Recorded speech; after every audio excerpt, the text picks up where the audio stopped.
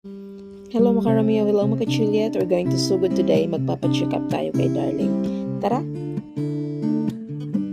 Fortunately today mga ka-Juliet, the weather is so nice. Nagpapakita yung haring araw. Hindi katulad ng mga nakaraang araw na panakanakang umuulan-ulan. Tapos basa yung kalsada. So far today, dry na siya. Pupunta tayo ng check up ni Darling kasi meron siyang parang pantal-pantal na pula sa katawan niya. So kailangan nating i-consult ng doctor. So dito tayo dadaan kasi alam ko sa downtown parang ang dami talagang alam ko. Ang daming sasakyan, for sure. Traffic na naman at mahirapan tayong makadaan at makahanap ng park. Makapark tayo. So dito tayo dumadaan. Buti na lang yung driver ko marunong sa palusot-lusot dito sa Sugod Southern Leyte. Tara, samahan nyo kami ha. Diyan lang kayo.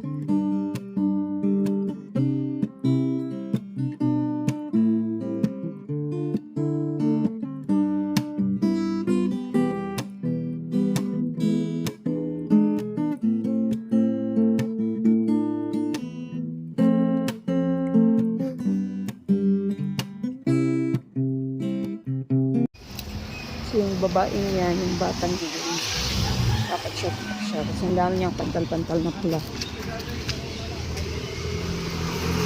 Ang dami niyang pantal-pantal na pula sa katawan.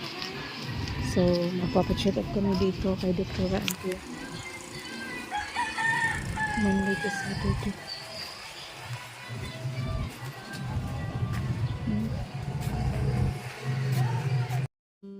So, dyan tayo bibili sa Mary Ann Pharmacy. Isa to sa pinaka-old na pharmacy dito sa Sugod. Titingnan natin kung meron ba sila nitong resita ng doktor. Unfortunately, mga ka-Juliet, wala na silang stock, ubos na. So, hanap tayo ng ibang drugstore na mabibilhan. So, wala tayong choice. Talagang makakapunta tayo doon sa terminal ng mga drugstores doon. Pero, before that, mahapit sa dire sa Chismis Supermart kasi meron kong bibilhin sa band ng cartooling na gagamitin yung decor, pang deco sa Christmas party namin by 31, Thanksgiving party sa church, and dito kami sa school supplies ng Chismis.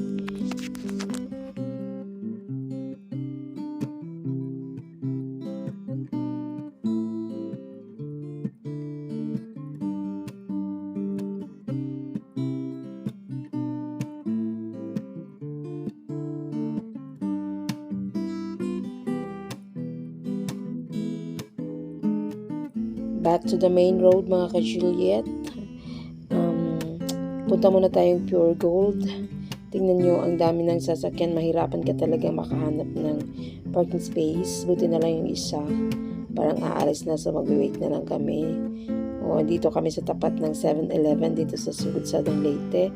Punta muna akong Pure Gold. Ayun na. So, kami na ang magpa-park saglit dito.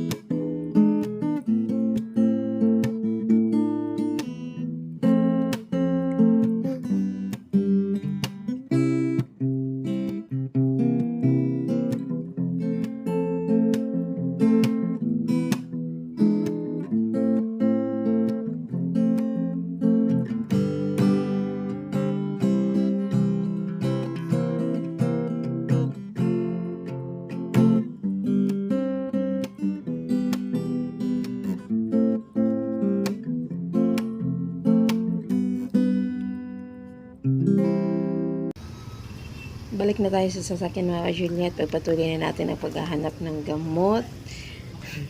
Ng gamot ni Darling. So, tara, I hope andyan pa kayo.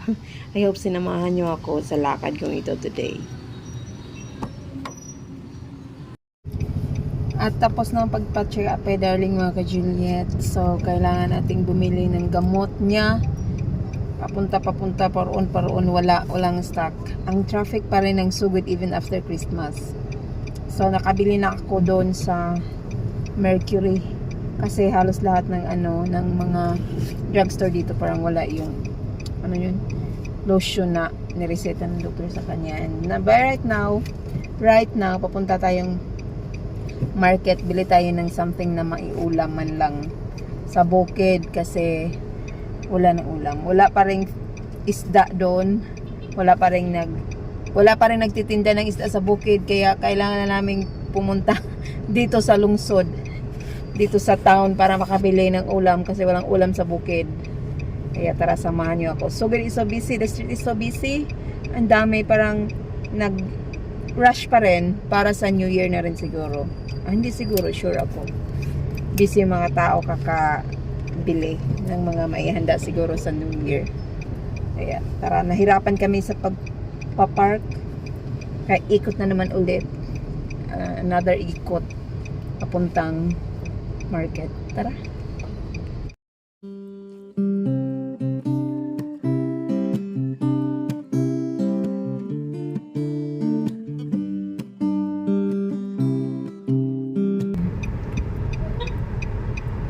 Cebu gamay.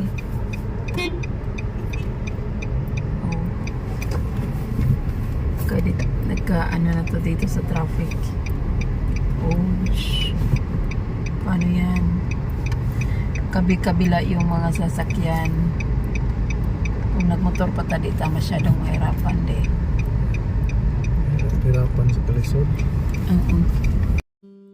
Kanina pa kami ulit-ulit paikot-ikot sa road na to kasi nga dito sa Sugod one way yung mga kalsada nila, hindi ka pwedeng makaka U-turn man lang. So paikot-ikot at pabalik-balik kapag mamiss mo yung isang pakay mo, kailangan mong bumalik ulit sa ruta mo. Good thing in Sugod is that makikita mo yung mga pulis na nakabantay. They are there. Makikita mo talaga, you can see them, uniform men sa downtown nila. So at least feeling safe tayo na safe yung pagpunta natin dito sa Sugod. Kasi makikita mo yung mga pulis na nakakalat saan-saan dito sa downtown ng Sugod, Southern Leyte.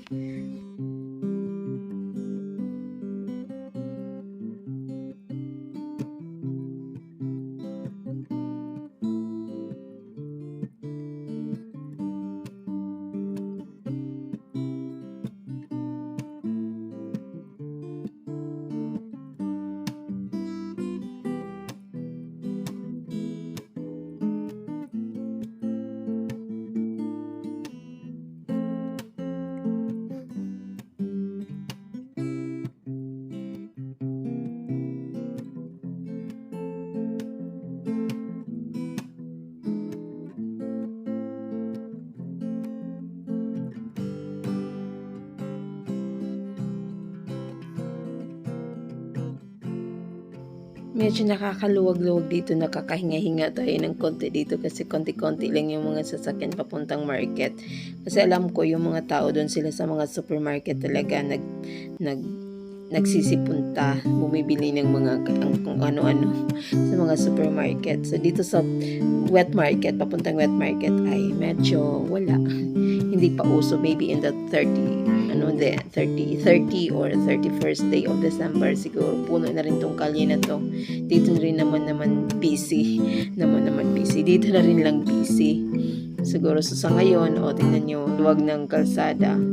Pero talagang masikip talaga sa Sugod. Super sikip ng kanyang mga kalsada at ang daming mga nagtitinda sa kabila ng kalsada, kaya nahirapan yung mga sasakyan lalo na pag rush hour o lalo na pag mga holidays. Makikita mo rin yung mga nagsisipag tinda sa kabila ng mga kalsada ngayon. Understandable naman kasi New Year, kaya merong mga bagong nagtitinda. Pero alam ko after New Year mawawala rin to sila isa-isa. Ngayon lang to.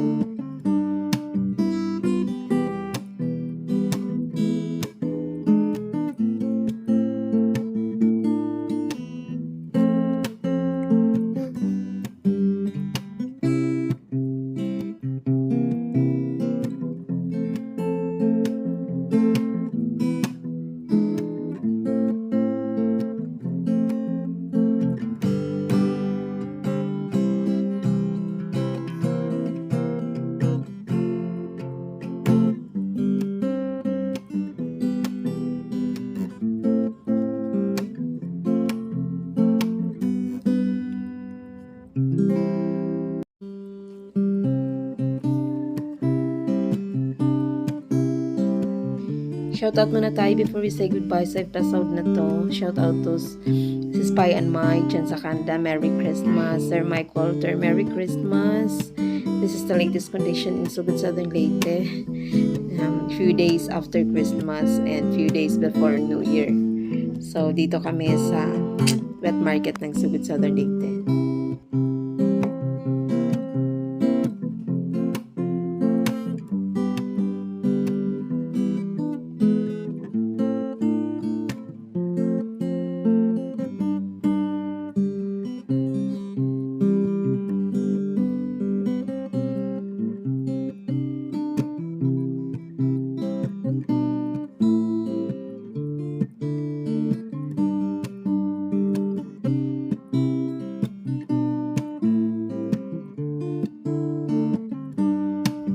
So that's it mga ka-Juliet. Hanggang dito muna lang tayo for this episode. And if this happens to be your first visit to my YouTube channel, please click subscribe plus the notification bell beside it so you'll be updated in the upcoming videos. Salamat po. To God be the highest glory.